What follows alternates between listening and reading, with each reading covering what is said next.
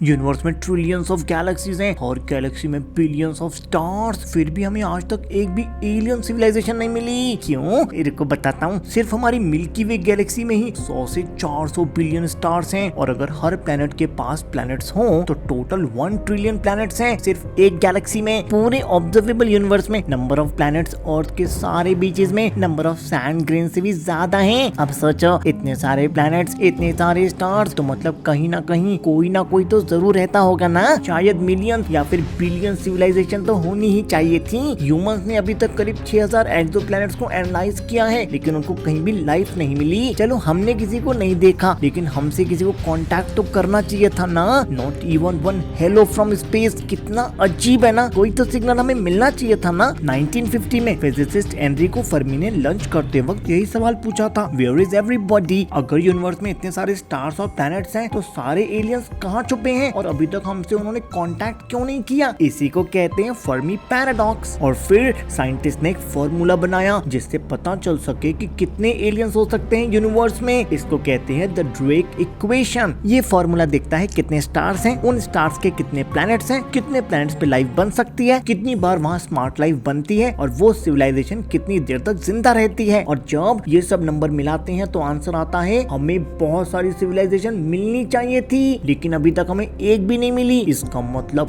Game कुछ और है। 1990s में इकोनॉमिस्ट रॉबिन हैंसन ने इसका एक डरावना रीजन बताया, द ग्रेट फिल्टर। मतलब स्पेस में लाइफ बनना बहुत ही मुश्किल है, उसको बहुत सारे ऑब्स्टिकल्स को क्रॉस करना होता है। सोचो, पहले तो प्लेनेट को अपने स्टार से एग्जैक्ट राइट डिस्टेंस पर होना चाहिए, मतलब गोल्डीलॉक जोन में, जिससे प्लेनेट ना ज्यादा गर्म हो ना ज्यादा ठंडा। फिर केमिस्ट्री का ऐसा मिरेकल चाहिए जो नॉन लिविंग एलिमेंट से पहला सिंगल सेल लाइफ बना सके। यही 99% प्लैनेट फेल हो जाते हैं, लेकिन असली नाइटमेयर इसके बाद है, सिंगल सेल से कॉम्प्लेक्स मल्टी सेलुलर लाइफ बनाना। इस प्रोसेस को करने में अर्थ को 3 बिलियन साल लग गए थे। इस एक सिंगल स्टेप पर पूरी यूनिवर्स की लाइफ अटक जाती है, और लाइफ बन भी गई तो इंटेलिजेंस आना गारंटीड नहीं है। डायनासोर 16 करोड़ साल तक रहे थे, पर उन्होंने कभी स्पेस रॉकेट नहीं बनाया। इंसान बने 4 बिलियन साल के एक्सट्रीम लक के बाद। तो क्या हम इतने लकी हैं कि ये सारे इम्पॉसिबल स्टेप्स हमारे पीछे छूट चुके हैं और हम यूनिवर्स की पहली एडवांस सिविलाइजेशन है? ऐसा तो बिल्कुल नहीं है, क्योंकि ग्रेट फिल्टर शायद हमारे अभी आगे है। क्योंकि साइंटिस्ट का मानना है सिविलाइजेशंस आगे तो बढ़ती हैं, पर आखिर में सेल्फ डिस्ट्रक्ट कर लेती हैं अपने आप को। धरती पे ही कोल्ड वॉर के टाइम पे 70,000 न्यूक्लियर बॉम्ब्स पूरी धरती को उड़ाने के लिए तैयार थे, और आज भी 12,000 न्यूक्लियर बॉम्ब्स रेडी बैठे हैं। और अब सबसे नया खतरा है मिस अलाइंड आर्टिफिशियल इंटेलिजेंस। हो सकता है हर एडवांस सिविलाइजेशन एक ऐसी एआई बनाती है जो उनके कंट्रोल से